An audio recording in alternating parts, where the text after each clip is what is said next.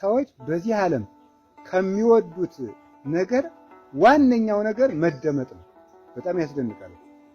በጣም በአንደኛ ደረጃ የሚወዱት መደመጥ ነው እና ያደመጣቸውን ሰው አድነው ጓደኛ ያደርጉታል፣ ይወዱታል። በእውነቱ ማለት ለዚያ ምስጢር ይገልጡለታል ማለት ነው።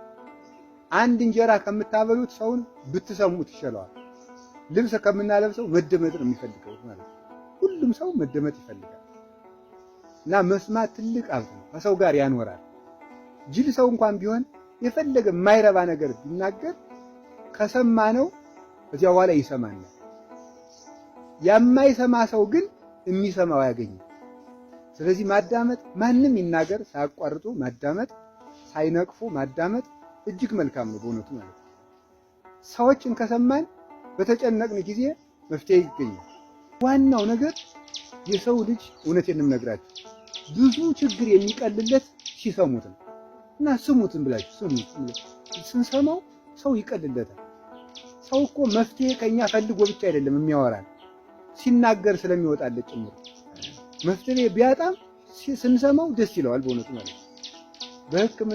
በሕክምና ራሱ በሐኪሞች የመጀመሪያው ሕክምና ማዳመጥ። የመጀመሪያው ሕክምና ምንክን ነው የሚያምህ? ኩላሊቴን። ምንክን ነው የሚያምህ? እግሬን። ምን ያደርጋል? ይቆረጣጥመኛል። ምን ያደርጋል? ይሰቀስቀኛል። ይሰቀስቀኛል ብሎ ተረስቶት ምን ያደርጋል ካለው አይድንም። ምክንያቱም በሽታውን አላዳመጠለትም ማለት ነው።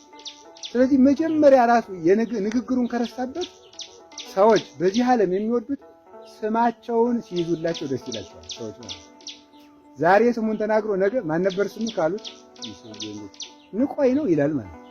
ስሙን ሲይዙለት ሲያዳምጡት ሰው ይወዳል። ለዚህ ነበር ጌታ ማርታ ማርታ ማርያም ማርያም እያለ የሚያወጋ ማለት ነው። ጴጥሮስ እኔም ጴጥሮስ እልሃለሁ። ሰውን ይውላችሁ ስሙን ሲጠሩት ደስ ይለዋል። ስም ያለውን ሰው ያቺ ማለት የጠብ መጀመሪያ ነው።